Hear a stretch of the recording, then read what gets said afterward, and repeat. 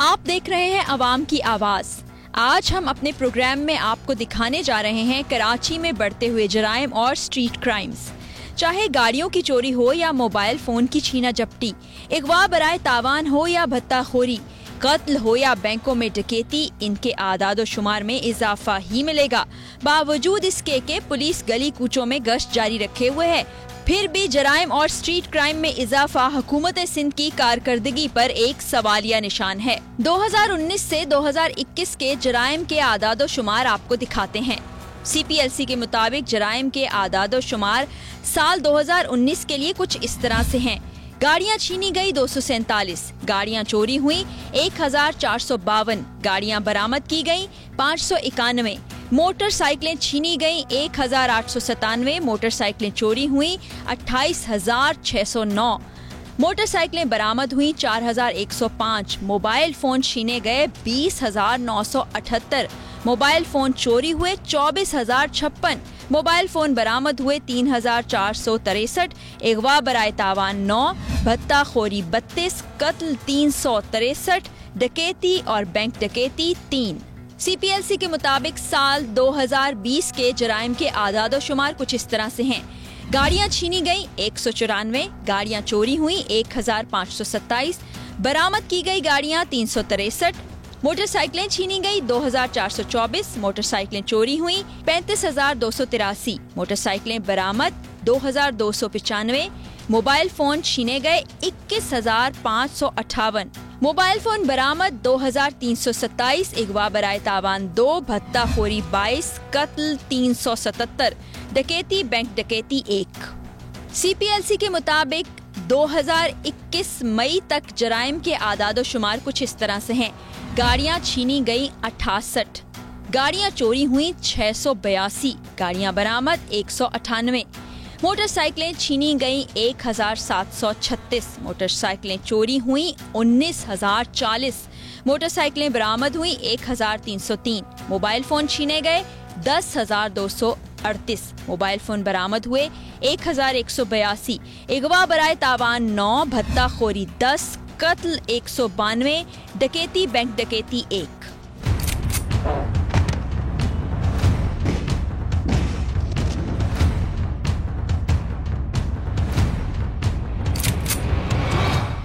इस वक्त हम लोग कराची की मुख्तलिफ जगहों का विजिट कर रहे हैं और लोगों से ये पूछ रहे हैं कि कराची में रहते हुए उनके साथ कभी ऐसा सानिया पेश आया हो जिसमें उनसे मोबाइल छीन लिया गया हो या नकदी लोग छीन के ले गए हों, जो स्ट्रीट क्राइम के ज़ुमरे में आता है। तो लोग क्या कहते हैं वो हम आपको दिखाते हैं।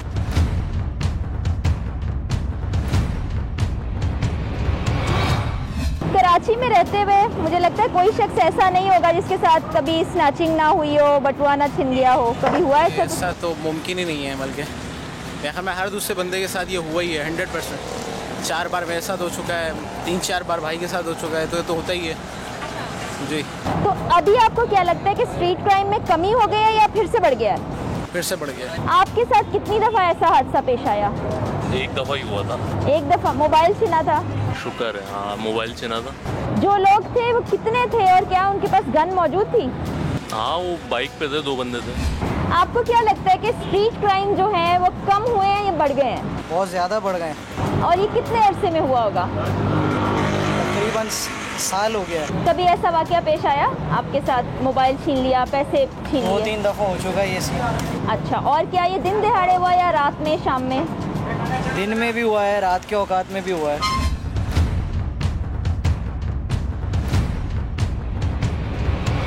स्ट्रीट क्राइम बढ़े हैं या कम हुए हैं?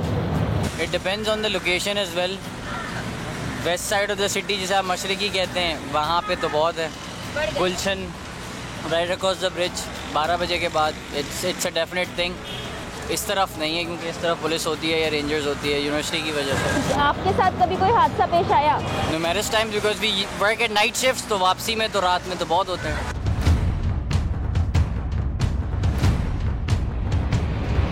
अच्छा जी, आप कराची के रहने वाले हैं, आप मुझे ये बताएं स्ट्रीट क्राइम कम हुए हैं या ज़्यादा हुए हैं? ज़्यादा हो गए अभी फ़िलहाल, 1-2 साल में और ज़्यादा हो गए। पहले कुछ कम थे, अभी बढ़ गए स्ट्रीट क्राइम। अच्छा, कौन से ऐसे वाक़यात हैं जो ज़्यादा बढ़ गए हैं? ज़्यादा तो ये है कि पहले बाइकें छीन लेते, उसके बाद फिर मोबाइल होते, उसके बाद जो भी पैसे, वॉलेट, ये सब ले जाते। अभी आप जहाँ रहते हैं या जहाँ सफ़र करते हैं वहाँ ऐसे वाक़यात पेश आए? बिल्कुल बहुत है। नाज़िमाबाद है, वहाँ पहले कम था, अब ज़्यादा हो गए। आज हम एक चीज़ जानना चाहते हैं कि स्ट्रीट क्राइम कम हुए हैं या ज़्यादा हुए हैं? कम हुए हैं। कम हो गए हैं। और ये कब से कमी वाक़या हुई है? तकरीबन एक दो साल हो गए। आपके साथ कभी कोई ऐसा वाक़या पेश आया स्नैचिंग का या गाड़ी? 3-4 साल पहले आया, 2-3 बार। अच्छा, 2-3 बार। और वैसे दोस्त अहबाब या गली मोहल्ले में? दोस्त हम 4 बंदे थे, हम चारों के साथ हैं। अच्छा, क्या हुआ था? बाइक पे आए थे 2 बंदे, हम 4 बंदे थे, तब तकरीबन 4 साल हो गए। तो चारों के मोबाइल छीन के ले गए। सबके मोबाइल ले गए थे।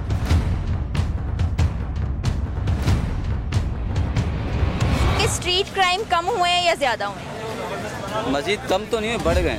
बढ़ गए हैं। और ये आपको क्या लगता है कब से बढ़ गए, इसकी वजह क्या हो सकती है? जब से बेरोजगारी चल रही है तो अच्छा, आपको लगता है बेरोजगारी की वजह से लोग छीना झपटी करते हैं? कर रहे हैं, क्योंकि जॉब नहीं मिलेगी, काम नहीं होगा तो क्या करेंगे। अच्छा, आपके साथ कभी ऐसा हुआ? नहीं, अल्लाह ने बचाया हुआ है। वैसे कभी दोस्तों के साथ? दोस्तों का अक्सर होता है। क्या छीना? जी, यहाँ पे कुछ दिन पहले यहाँ पे हुआ था यहीं पे आपकी नजरों के हमारे सामने? बाइक पे आए, छीना झपटा लेगा। स्ट्रीट क्राइम जो है वो बढ़ा है या कम हुआ है? स्ट्रीट क्राइम ज़्यादा हुआ है। ये कब से ज़्यादा हो गया है? अभी यही 2-3 महीने हुए जो ये स्ट्रीट क्राइम ज़्यादा हुआ है। इसकी क्या वजह है? वजह ये बेरोजगारी और क्या है, इसकी वजह से लोग? इसकी वजह सिर्फ बेरोजगारी और कुछ नहीं है। ठीक, आपके साथ कभी ऐसा वाकया हुआ?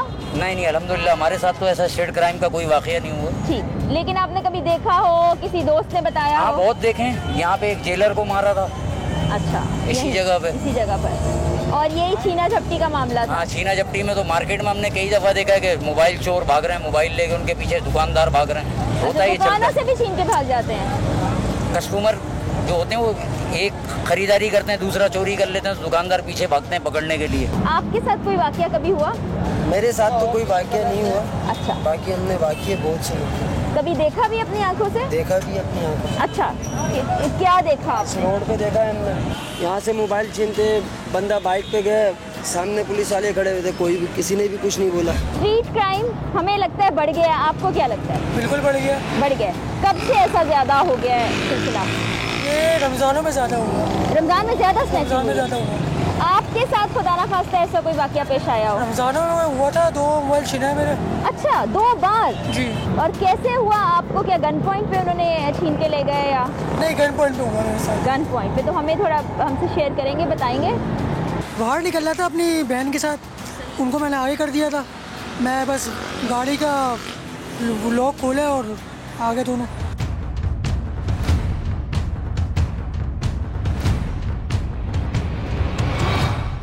सबसे एक सवाल है कि स्ट्रीट क्राइम में इजाफा हुआ या कमी हुई है? कमी हुई है, पहले कमी हुई है। बेहतरी आई है, पहले से ज़्यादा बेहतर है। अच्छा। नहीं, मेरी नज़र में तो बेहतरी नहीं आई, प्लस और ज़्यादा बढ़ गई हैं ये। लोग बैंक से कैश निकाल के आ रहे होते हैं और वीडियोस आती रहती हैं हमारे ग्रुप्स में ना, गोली मार के पैसे छीन लिए। बाकी अभी रिसेंटली मेरे साथ ट्रेजेडी हुई थी, मेरा फ़ोन स्नैच हो गया था। अच्छा, और ये कहाँ है? इसी पे ही जो है ये रोड है, इधर हमारा जो अब्दुल्ला हारून रोड, इसमें ही जो है मेरा फ़ोन, मतलब वो मैंने दिया नहीं, उसने मुझे गन दिखाई तो मैं किसी तरह बच गया, वो अकेला था। तो आपने फ़ोन नहीं दिया? नहीं, आगे पीछे से लोग गुजर रहे थे तो वो चला गया, वरना मेरा ये रिसेंट फ़ोन जो है ये भी स्नैच हो जाता।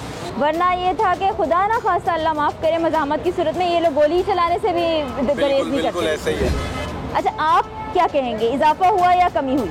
इजाफा हुआ है, लेकिन जहाँ रास्ते में जो सन्नाटे वगैरह रात को जो जैसे लॉकडाउन वगैरह का सिलसिला चल रहा है, तो उसमें जो है वो जब नाइट में जो कहीं अगर काम अचानक कहीं निकलना कहीं इमरजेंसी में होता है तो फिर उसमें जो है वो रास्ते में जो है वो ख़तरा होता है। अच्छा, घर से निकलते हुए खतरा महसूस होता है कि कोई बाइक छीन लेगा या ATM में जाते हुए पैसे आपसे छीन लेगा या मोबाइल छीन लेगा? जी, खतरा होता है, जाहिर सी बात है, कराची है और इसमें तो ये आम है, यहाँ पे होता ही रहता है। भाई के साथ जैसा बताया कि उन्होंने उनका मोबाइल जैसे बच गया, तो कभी है कभी नहीं है, कभी लोग हैं कभी नहीं है, खुदा ना खास्ता चला जाएगा तो उसमें क्या करें। अच्छा, आपने कभी ऐसा देखा हो? मेरे साथ अभी तो नहीं, लेकिन बहुत टाइम पहले भी वारदात होती रही है। मोबाइल स्नैचिंग से लेके कैश तक लिया गया है। इवन कि मेरे दोस्तों से भी मोबाइल फ़ोन्स जो है वो चोरी होते रहे हैं। लेकिन अभी के पहले के बनिस्बत अगर अभी देखूं तो अब तक तो मेरे साथ कोई ऐसी अच्छा, वारदात नहीं है। अल्लाह बाइक छीनने का भी बहुत ज़्यादा बढ़ गया था रेट। बिल्कुल, बाइक छीनने का भी बहुत से मामलात हैं। अभी रिसेंटली मेरे दोस्त की 125 भी जो है वो चोरी होते होते बची है।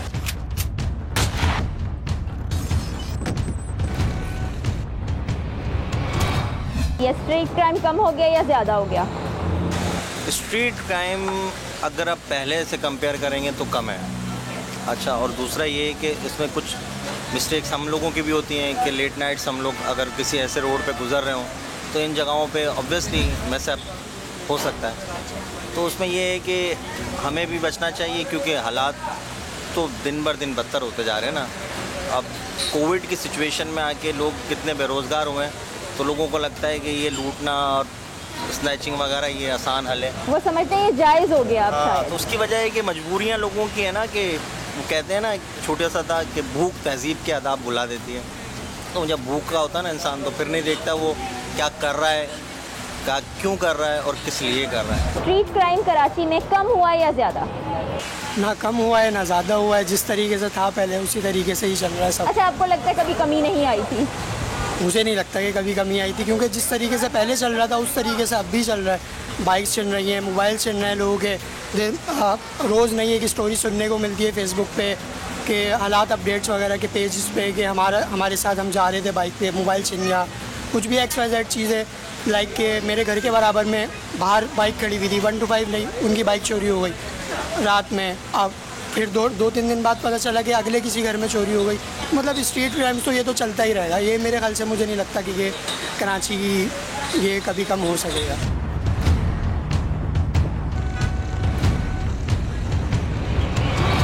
इस वक्त हमारे समा के ही चीफ क्राइम रिपोर्टर हमारे साथ मौजूद हैं, अहमद से हम बात करते हैं और जानते हैं, चूँकि इनकी बीट है क्राइम, तो ये कैसे देखते हैं कि कब से ये सिलसिला शुरू हुआ। अहमद, आपको लगता है मेरी तरह के क्राइम रेट बढ़ चुका है? जी देखिए, कराची की बदकिस्मती ये रही है कि क्राइम रेट कभी भी कराची में कम नहीं हुआ। अभी सिर्फ 6 माह के रिकॉर्ड की अगर हम बात करें तो आप देखें 20,000 मोटरसाइकिलें छीनी और चोरी की गई हैं। गुज़िश्ता साल ये तादाद 37,000 थी, लेकिन ये पूरे साल में थी, लेकिन ये 6 माह में 20,000 हो चुकी है। इसी तरह मोबाइल फ़ोन स्नैचिंग ये शहर में नहीं रुकी है। अभी भी 10,000 से ज़ायद लोगों से मोबाइल फ़ोन छीने गए रवां साल। इसी तरह गाड़ियों की तरफ हम आ जाते हैं तो जी गाड़ियां भी तकरीबन 1100 से 1400 के दरमियान की फ़िगर है, जिसमें शहरियों से गाड़ियां भी छीन ली गई। तो ये फ़िगर जो ख़ास तौर पे काफ़ी अलार्मिंग है, लोगों को जान से मार दिया जाता है। अभी तक 35 शहरी जो है वो डकैती मज़ाहमत पर कत्ल किए जा चुके हैं।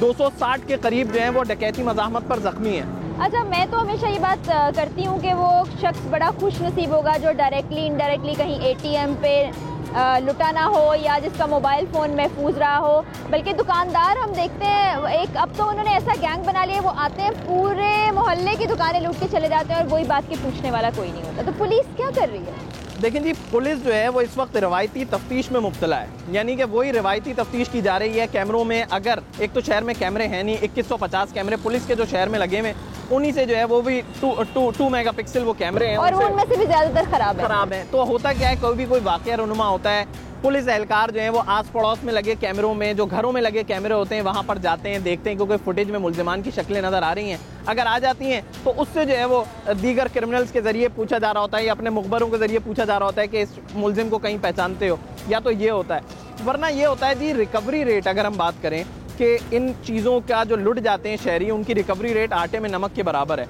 यानी कि अगर 20,000 मोटरसाइकिलें चोरी हो रही हैं तो रिकवर जो है वो 2,000 हो रही हैं। तो उसका फ़ायदा क्या है? मतलब एक आम शहरी जो कि तहफ़्फ़ुज़ चाहता है, वो टैक्स पेयर है, पुलिस की तनख्वाह हो, वो उसके टैक्स से कट के पुलिस को तनख्वाह मिल रही है, तो वो उसके बदले में क्या चाहता है? अपनी हिफाजत चाहता है, अपने जानो माल की हिफाजत चाहता है। तो पुलिस सिस्टम में एक लगता है आपको कोई रिफॉर्म्स आई हैं? मुझे तो इतने साल जब से मैं जर्नलिज्म में आई हूँ तो मैंने नहीं देखा कि कुछ बेहतरी आई हो।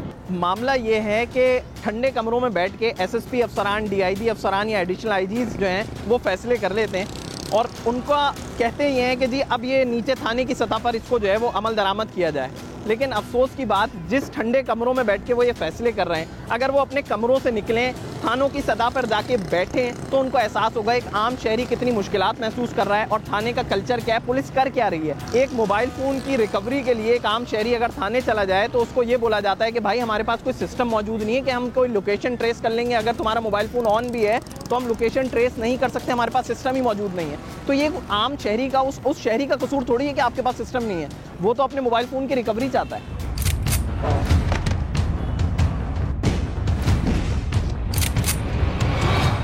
तीन मासिया है, ये वारदात कर रही थी, घर वालों ने ऑन द स्पॉट पकड़ के गुलशन थाने के हवाले कर दिया।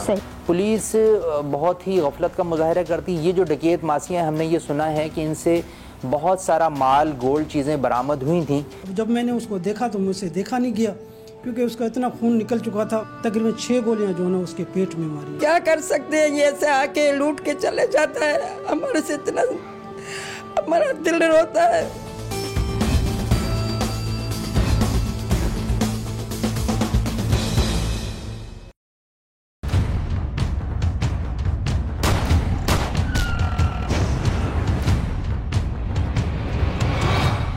इस वक्त हम गुलशन मेमार में मौजूद हैं और हमारे साथ साजिद मसूद साहब मौजूद हैं। यहाँ आने की वजह यह है कि इन्होंने हमारी टीम से राब्ता किया और बताया कि इनके घर में चोरी हुई है, और चोरी कोई छोटी मोटी चोरी नहीं है। 31 तोले सोना और उसके साथ कैश जो इनके घर में मौजूद था वो सब चोरी कर लिया गया। और चोरी किसने किया? वो घर में काम करने वाली ख़वातीन ने। सबसे पहले तो अफसोस का इजहार ही कर सकते हैं कि इतना बड़ा नुकसान आपने बर्दाश्त किया। और मुझे मालूम है कि ख़वातीन छोटी छोटी चीज़ें करके जमा करती हैं और आपके घर की ख़वातीन ने भी जेवर जमा किया होगा, और वो एक ही दफ़ा में वो सारा का सारा चोरी हुआ। क्या कैसे हुआ ये? देखिए, ये इस तरह से बात है कि 3 साल हो गए मेमार में रहते हुए, तो काफ़ी मासी हमने रखी। और मासी रखने से पहले मैं ख़ुद वालदा से कहता हूँ, क्योंकि ये मैंने सोशल मीडिया पे देखी, एक तस्दीक नाम की ऐप लॉन्च हुई है, तो मैं वालदा से कहता था कि आप जो भी मासी रखती हो उनका मुझे NIC वगैरह दे दिया करो। तो मैंने उस ऐप में काफ़ी मतलब एंट्री कराई है जितनी हमने मासियाँ रखी है। तो ये अभी जो हमारी वारदात हुई है, ये 2 मासियाँ जो थी हमारे घर के पास आई थी, तो हमें भी मासियों की नीड थी। मासियाँ यहाँ रुकती नहीं है, या तो सारी की सारी वारदात की चोरी की नज़र से आती है, मौका नहीं मिलता है, चली जाती है। तो इसी तरह इन 2 मासियों को हमने जब रखा तो इनको फर्स्ट डे मेरी वालदा ने कहा कि यार आप लोग सबसे पहले NIC दे दो। तो इन्होंने कहा कि NIC तो हमारे पास एक का बना नहीं है, दूसरी जो है वो घर में रह गया है, तो हम कल लेके आएंगे। तो कल को जब ये लोग आए तो मेरी वालदा भी उस वक्त घर पे नहीं थी, थोड़े घर वाले भी मसरूफ़ थे, तो किसी के दिमाग में ये बात बैठी नहीं कि हम आज उनसे NIC मांग लें। तो बीच में आ गई संडे की छुट्टी। फिर मंडे को ये लोग आए, तो मंडे को जब जैसे ये लोग आए तो मेरी वालदा ने कहा कि आधे घंटे में मैंने इनको बोला कि आप लोग वो NIC लेके आए हो। तो उन्होंने कहा कि NIC हम बोल गए, कल पक्का लेके आएंगे। तो मेरी वालदा ने उनको बोला कि ठीक है, अगर कल आप NIC नहीं लेके आती तो मैं आपको काम से निकाल दूंगी। जबकि उन्होंने बोला कि इंशाल्लाह कल बाजी आपको NIC मिल जाएगा। लेकिन उसी दिन ये लोग तकरीबन 2 घंटे काम करके ये वारदात करके निकल गए, और इतनी सफाई से इन्होंने वारदात की कि हमें उस दिन बिल्कुल पता भी नहीं चला। कल को हमें पता चला कि ये सब कुछ हुआ है घर पे। अच्छा, ये बताइए कि ये जो ख़वातीन थी ये आती थी और काम ख़त्म करके वापस चली जाती थी, या यहीं रहती थी आप लोग के साथ? नहीं, देखिए, ये आती थी सुबह 10 बजे, काम करके 3 बजे 3:30 बजे यूँ चली जाती थी। तो इन्होंने हमें जो एरिया बताया था वो मच्छर कॉलोनी का बताया था कि हम वहाँ से आते, तो ज़्यादा हमने इनसे तफसील नहीं पूछी। ठीक, जिस वक्त ये चोरी हुई उस वक्त कितने लोग मौजूद होंगे आपके ख्याल में? उस वक्त मेरे ख्याल से 4 अफराद मौजूद होंगे। जो लेडीज़ थी, हम जेंट्स जो थे वो निकल जाते ऑफिस के लिए सुबह, और बाकी ये बच्चे मौजूद थे। जो CCTV में जब देखा तो वो एक रेकी कर रही है, दूसरी चोरी कर रही है। तो बड़ी प्लानिंग से उन्होंने ये सब चीज़ करके फिर वो घर वालों के पास आए कि भाई हम सामने घर जा रहे हैं, ये मेरे साथ जो दूसरी है इनको वहाँ काम दिखाना है। तो उस सिलसिले में ये लोग कह रहे थे हम वहाँ जाएंगे, 10 मिनट बाद आएंगे, लेकिन आज तक वो नहीं आए। जब ये वारदात हो गई अगले दिन आप लोगों को पता चला तो फिर आपने पुलिस से राब्ता किया? जी बिल्कुल, सुबह जब हमें पता चला तो बिल्कुल हमने पुलिस से राब्ता किया। पुलिस की टीम आई थी, SHO आए हुए थे, उन्होंने जगह का मुआयना किया। तो उसके बाद मैडम सुहाय जी से भी मेरा राब्ता हुआ, SSP वेस्ट है, तो उन्होंने भी कहा कि इंशाल्लाह पुलिस आपका साथ देगी, आपकी हेल्प करेगी। और अभी तक इंतज़ार कर रहे हैं। तो आप कुछ पेपर्स मुझे दिखा रहे थे, आपके पास हैं? जी पेपर्स, मेरे पास ये पेपर्स है। इसके हवाले से मैं ये डिटेल शेयर कर रहा हूँ कि मेरे साथ जो वारदात हुई, ठीक है, तो मैंने सोशल मीडिया पे एक व्हाट्सएप ग्रुप में 3 मासियों की वीडियो देखी जिनको गुलशन इकबाल ब्लॉक 13D से पकड़ा गया था। जब मैंने उनसे कांटेक्ट किया जिन्होंने वीडियो डाली थी, तो उन्होंने मुझे बताया कि यार ये 3 मासिया है, ये वारदात कर रही थी। घर वालों ने ऑन द स्पॉट पकड़ के गुलशन थाने के हवाले कर दिया। सही। फिर जाके मेरे भाई और मेरे इन्वेस्टिगेशन ऑफिसर जो है वो गुलशन थाने गए, वहाँ उन्होंने उनके बारे में मालूमात ली है। पहले वहाँ के स्टाफ बिल्कुल कोऑपरेट नहीं कर रहे थे, उसके बाद SHO से मिलने नहीं दे रहे थे, फिर ज़बरदस्ती ये लोग SHO के रूम में घुस के SHO से मिले हैं। मतलब SHO से मिलना मैं समझता हूँ वज़ीर आज़म से मिलने के बराबर हो गया अब। तो SHO से उनकी मुलाकात हुई है, तो SHO ने कहा कि यार ये 2 जो है ये बेगुनाह है, बेकसूर है, इनको मैं रिलीज़ कर रहा हूँ। तो हमारे भाई ने पूछा कि आप इसको ऐसे कैसे रिलीज़ कर रहे हो, बाकायदा इस पर वीडियो चली है और ये जो है ये CRO से रिपोर्ट है, क्रिमिनल रिकॉर्ड है उनका, ये आप देखें। उन 3 मासियों में से ये 2 का मुझे रिकॉर्ड मिल गया है जिन्होंने जेल काटी है। ठीक है, और इसको वो आप बता रहे हैं कि गुलशन के SHO साहब कह रहे थे कि हमने जाने दिया और आज तक अभी ये फरार है।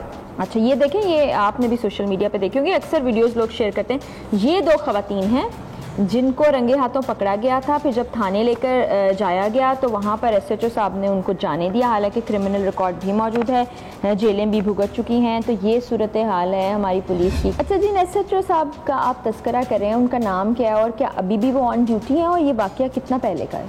5-6 दिन हो गए। उबैदुल्ला नाम है SHO का और अभी भी वो बिल्कुल वो ऑन ड्यूटी है।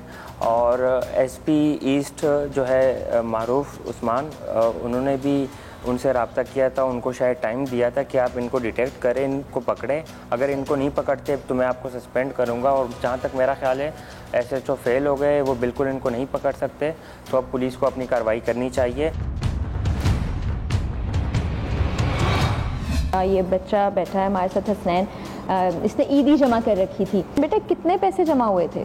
35,000। 35,000? इतनी ईदी किस किस ने दी थी?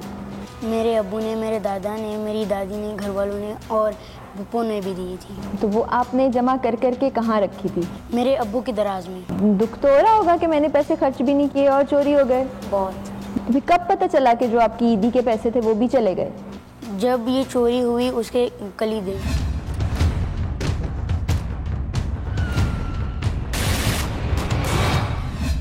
अभी साजिद साहब का केस आपने देखा, जहां पर उनके घर का सफाया कर गई घर में ही काम करने वाली ख़वातीन, और उन्होंने तस्करा भी किया कि गुलशन में कुछ ख़वातीन को ज़ेरे हिरासत लिया पुलिस ने और उसके बाद उनको जाने दिया। तो ये जब कड़ियाँ मिलाई गईं तो एक और जगह ऐसा ही मामला निकला। गुलिस्तान जौहर ब्लॉक 8 में एक घर में चोरी हुई, तकरीबन 17 लाख से ज़ायद की मालियत का सामान लेके ख़वातीन फ़रार हो गई, और जिनको गुलशन थाने से पुलिस वालों ने ऐसे ही जाने दिया वही 2 ख़वातीन थीं जो इस वारदात में मुलव्वस थीं। अफसर साहब से हमने रब्ता किया, उनसे हमने बातचीत की, तो उन्होंने हमें बताया कि जब तक हम शनाख्त के लिए वहाँ पहुँचते वो ख़वातीन जा चुकी थीं, और ये पहचानते हैं कि वही ख़वातीन थी जो इनके घर काम करती थी, और इनके घर भी दिन दिहाड़े डकैती करके चली गईं। 17 लाख तकरीबन आपने बताया जी। ये गोल्ड तमाम ये मासियाँ पहले वहाँ पहलवान गोड जो एयरपोर्ट से करीब है गुलिस्तान जौहर में, वहाँ रहती थी। एक मासी का नाम मुमताज़ है और एक ज़रीना है और एक और हैं, ये तीनों एक पूरा ग्रुप है और इनका काम तकरीबन यही है। और काम के सिलसिले में पहले एक आई और उसके बाद उनका मेरी 2 बहनें हैं, ये भी काम करेंगी। 3 दिन इन्होंने वहाँ पे घर पे काम किया ब्लॉक 8 गुलिस्तान जौहर में, और तीसरे दिन दोपहर को अलमारियों में से तमाम जेवर, जिसमें 2 बड़े सेट थे, कड़े थे, चैन्स थी, अंगूठियाँ थी, मतलब कुछ भी नहीं छोड़ा, वो तमाम वहाँ से ये चुरा कर और फ़रार हो गई। इनकी तलाश हम करते रहे और NIC की कॉपियाँ और वो चीज़ें इनसे मांगी थी, तो इन्होंने कहा था कि हम 1-2 दिन में देते हैं। उस वक्त उन्होंने नहीं दी कॉपियाँ ताकि थाने में उनकी रजिस्ट्रेशन वगैरह करवाई जा सके। तो कुछ दिनों के बाद हमें एक वीडियो मौसूल हुई, हमारे चचा ने भेजी कि देखें मुझे शक पड़ रहा है कि ये वही मासियाँ हैं। तो घर वालों ने जैसे ही देखा तो फ़ौरन शनाख्त कर लिया और हम भागे भागे गुलशन थाने पहुँचे। तो उनसे पूछा कि भाई ये मासियाँ हमारे यहाँ भी इस तरीके से वारदात करके गईं, बहुत नुकसान हुआ, घर का पूरा गोल्ड जेवर वगैरह ले गईं, तो हमें शनाख्त के सिलसिले में रब्ता करवाया जाए, दिखाया जाए कि हम पहचान सकें। तो पहले वो आएँ बाएँ शाएँ करने लगी, कोई कोऑपरेट नहीं किया ड्यूटी अफसर ने, और फिर एक दो जगह फ़ोन किए, प्रेशराइज किए। उन्होंने कहा कि वो यहाँ से हमने वुमेन पुलिस स्टेशन आप चले जाएं आर्ट्स काउंसिल की तरफ, वहाँ ट्रांसफ़र कर देंगे। तो वुमेन थाने चले गए, वहाँ रब्ता किया तो ये मासियाँ वहाँ पर मौजूद नहीं थीं। अगले दिन फिर हम दोबारा आए थाने, तो उन्होंने कहा कि हमें इस सिलसिले में कुछ भी नहीं पता।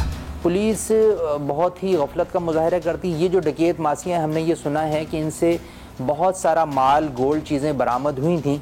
जिन लोगों की थी उनके हवाले कर दिया गया वो सामान, वो मुद्दई बनने को तैयार नहीं हुए, और पुलिस के जो मामलात होते हैं उन्होंने फिर इनको बग़ैर किसी एंट्री के रिहा कर दिया है। नॉर्मल तौर पे कोई डबल सवारी में उसमें होते हैं तो उसमें भी शख्सी ज़मानत के लिए NIC सबमिट किया जाता है, मोबाइल नंबर लिखा जाता है, घर का एड्रेस, और बायोमेट्रिक सिस्टम है पाकिस्तान के तमाम थानों के अंदर। इन्होंने उसकी भी एंट्री करने की जहमत नहीं की और कुछ मामलात के तहत उनको वहाँ से रिलीज़ कर दिया। तो ये जब वाक़या हुआ तो घर की ख़वातीन क्या घर में थी? घर की ख़वातीन घर में थी, बिल्कुल। तो उनको बिल्कुल अंदाज़ा नहीं हुआ कुछ ऐसा मामला है? इनके चले जाने के बाद ये जब अलमारियों के नीचे वाले ड्रॉज खुले हुए देखे, सामान बिखरा हुआ देखा तो बहुत तशवीश हुई। फौरी तौर पे कीमती सामान को तलाश किया, जेवर को देखा, गोल्ड को देखा, तो वो सब का सब चोरी हो चुका था। अच्छा, मुझे ये बताइए कि इन ख़वातीन के आने से पहले आपके घर पे काम करने के लिए कुछ ख़वातीन आती थीं?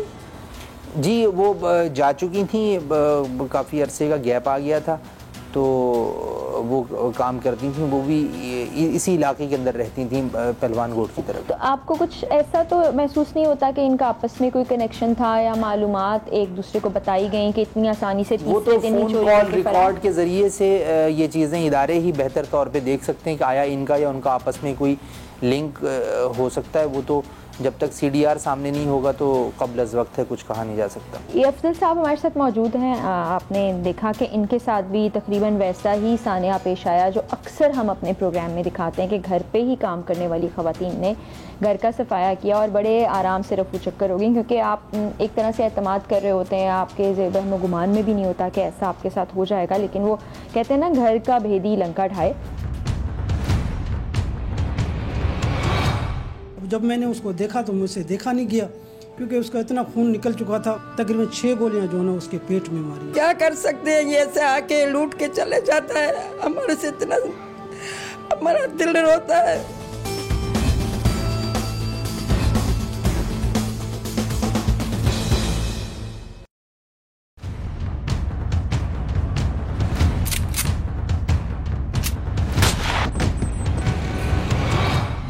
इस वक्त हम लोग मौजूद हैं मवाज कोट के एक मोहल्ले में, सुमार गोट मोहल्ला जिसको कहा जाता है।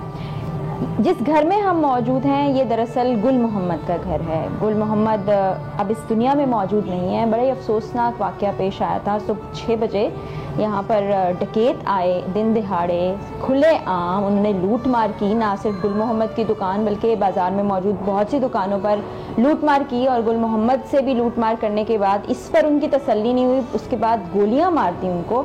अच्छा, ये जो वाक़या पेश आया, आपने बताया तकरीबन 10 दिन गुजर गए हैं इस बात को, हुआ क्या था, आपको कैसे पता चला? फजर के टाइम पे दोनों भाई हम लोग उठते हैं, नमाज के लिए चले जाते हैं। सही। उस दिन ये हुआ कि बड़े भाई थे जमर, वो लेट हो गए थे। मैं तो सुबह को नमाज पढ़ने के निकल गया था।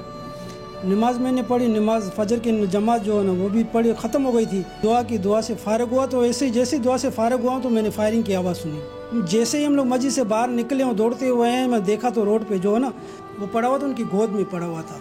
अब जब मैंने उसको देखा तो मुझसे देखा नहीं गया, क्योंकि उसका इतना खून निकल चुका था, रोड पे पड़ा हुआ था। छोटा भाई जो बेचारा, उसकी गोद, बड़े भाई का जो सर था छोटे भाई की गोद में था, वो भी रो रहा था, उसकी भी हालत ख़राब थी।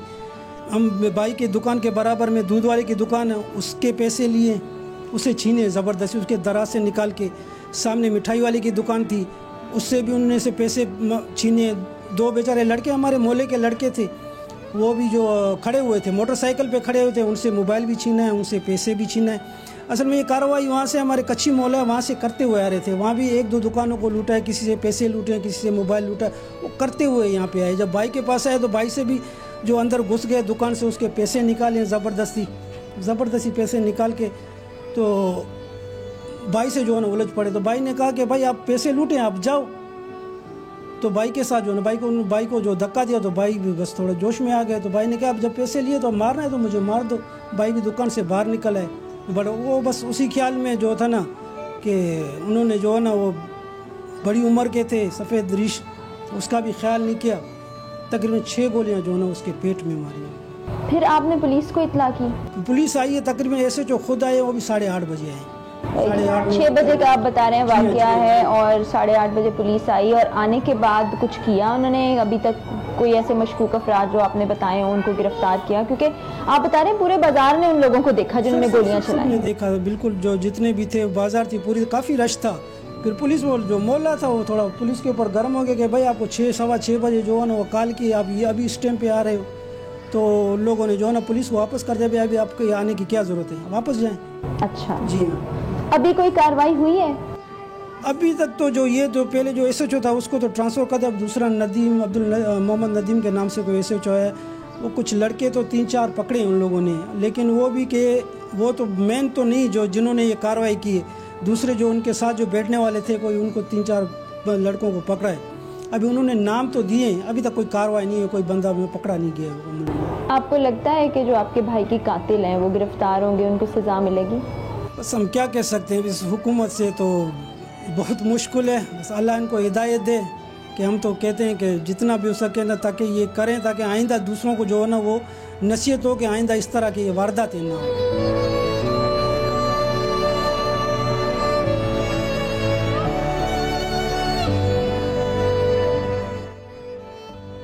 हमारे बहन का बच्चा था, उसको 6:15 बजे कत्ल कर दिया। पुलिस नहीं आई, उसके बेटियां हैं, बेटे हैं, गरीब है बेचारी, उसके बीवी को भी पाँव में दर्द है, काम भी नहीं कर सकती है बेचारी, घर में बैठी है। बच्चे भी बेचारे, एक हाथ में कुछ है, क्या करें, हम लोग गरीब है। हम बार बार हमारे इधर आते हैं, करते हैं, हम गरीब इंसान क्या कर सकते हैं, हमारे से कुछ भी नहीं होता है। हम गरीब आवाम है, हम फरियाद करते हैं, हमारे कुछ न कुछ हमारा ख्याल करें, हमारी बहन का, हमारी बहन के बच्चे का, बुजुर्ग बाप भी बैठा है इसका, समझे, बेटियां हैं इसके घर में, क्या कर सकते हैं। बेचारी घर में अभी काम पे भी नहीं है, बेचारी इज्जत में बैठी है मेरी बहन, कौन इमदाद करे। अभी लोग बेचारे बुजुर्ग है, हमारे बच्चे, ये भी हमारे बच्चे हैं, कौन करने वाला है, क्या कर सकते हैं। ये ऐसे आके लूट के चले जाता है, हमारे से इतना हमारा दिल रोता है। बेचारी कैसे करके अपने घर का गुजारा करती है। आज को किसी को 100 रुपया भी नहीं दे सकते हैं, गरीब है, सब मजदूर है, सब अपना कमाते हैं, खाते हैं। अभी जो तुम्हारे से तुम लोग से हो सके तो कुछ करना, मेहरबानी आपकी शुक्रिया। हम बुरा भला भी नहीं बोल सकते हैं। 6 बजे ही वाक़या हुआ है, पुलिस का काम है, गवर्नमेंट का। इमरान खान से हमारा है, इमरान खान है हमारे लिए, गरीबों को लिए करे, जो गेंदबाज है उसी लोग को पकड़े। और इधर की पुलिस भी नहीं आती है, हम लोग तो गरीब है, हमको मारने हुए भले मेरे को मार देवे पुलिस वाला भी, मरना तो हमारे को भर हक है, हम तो बोलते हैं, भले मैं रास्ते में जाऊँ मेरे को गोली से मार दे, मैं बोल देती हूँ बस। नहीं, एक बात है, मेरी बहन के लड़के के लिए मेरी जान भी हाजिर है। मेरी बहन बेचारी इज्जत में बैठी है, उसको कौन देने वाला है, कौन करने वाला है, बोलो।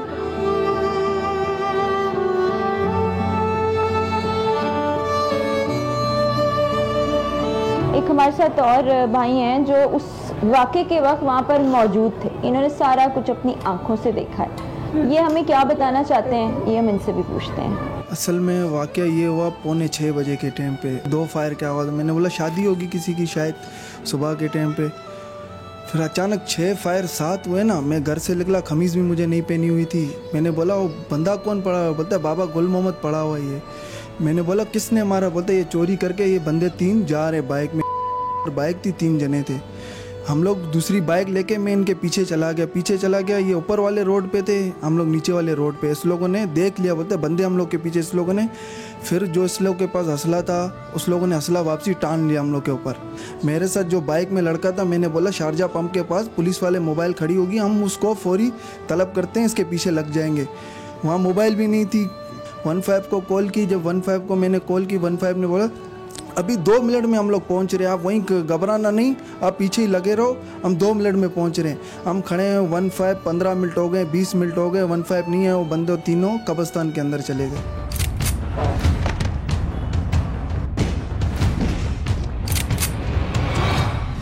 इस वक्त हम शरफुद्दीन मेमन साहब के साथ मौजूद हैं, जो कि मुशीर दाखिला भी रह चुके हैं, CPLC के साथ बड़ा एक्टिव रोल प्ले करते रहे हैं।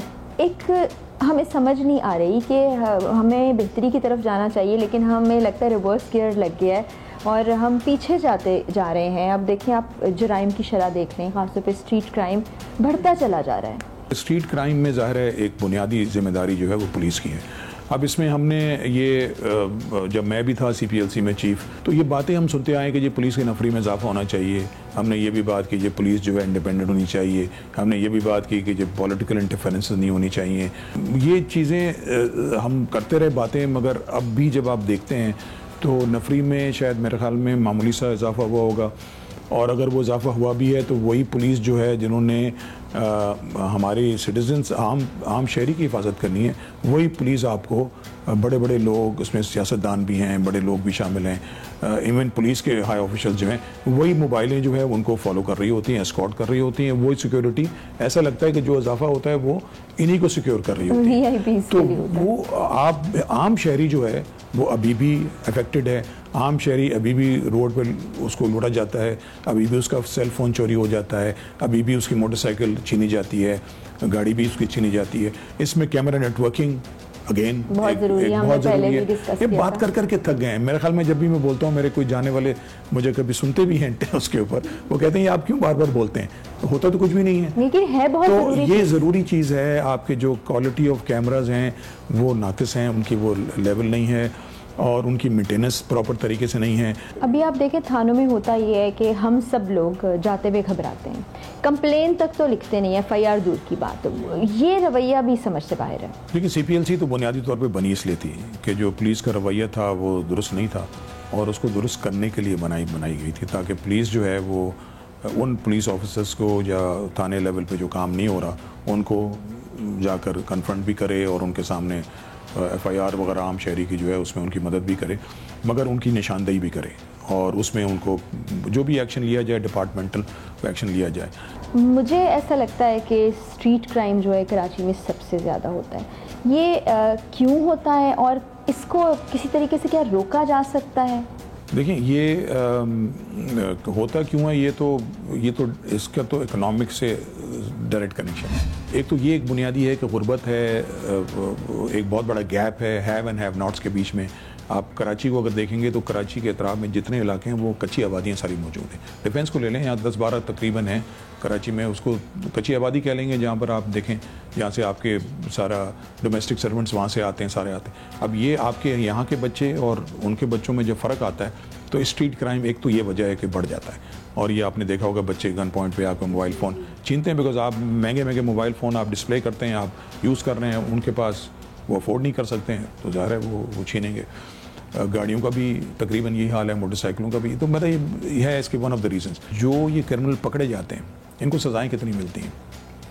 ये 5% सज़ा मिलती है अगर सीरियस क्राइम में, और अगर ऑर्डिनरी क्राइम में देख लें तो मे बी 10%, 15%, इससे ज़्यादा नहीं है। तो जिस मुल्क में या जिस शहर में क्राइम हो और उसकी जो सज़ा जो है वो 10-15% से ज़्यादा ना हो तो वो क्यों ना करेगा? खौफ ही खत्म हो गया, खौफ खत्म हो गया। तो आप कहेंगे कि जी मैं क्यों जाके जॉब करूं? दूसरा, हम अपने इसी प्रोग्राम के ज़रिए मुख्तलिफ जगहों पर गए जहाँ पर किसी के घर पे डकैती हो गई, कहीं कोई स्नैचिंग हो गई, और मार्केट्स में जो लूट मार मचाई होती है, वो भी यही कंप्लेन करते हैं कि 15 को जैसे हम कॉल करते हैं तो घंटों गुजर जाते हैं। हालांकि वो तो क्विक एक्शन फोर्स होनी चाहिए उनके पास जो फौरी पहुँच जाए।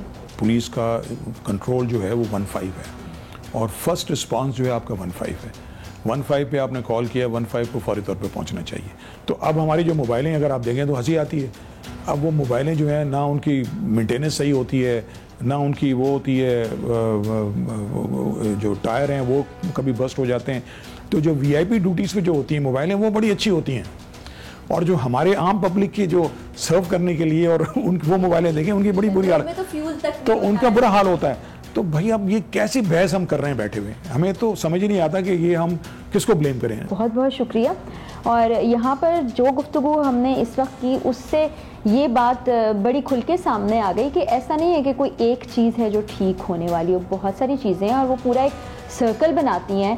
तो उस सर्कल को ठीक करने की ज़रूरत है, जिसके लिए सिंध गवर्नमेंट को कोई वाज़ेह पॉलिसीज़ लानी है और ख़ास तौर पर पुलिस डिपार्टमेंट के हवाले से जहाँ पर जो क्रिमिनल पकड़ा गया है उसको सज़ाएँ मिले। सज़ाएँ मिलने लगेंगी तो खौफ भी पैदा होगा और लोगों की फ्रस्ट्रेशन कम होगी, वो कानून को हाथ में नहीं लेंगे, कानून की बालदस्ती कायम होगी और इसी तरह से जराइम को रोक सकते हैं। वरना अगर इसी तरह से ये सिलसिला चलता रहा तो फिर तो हमारा अल्लाह ही मालिक है।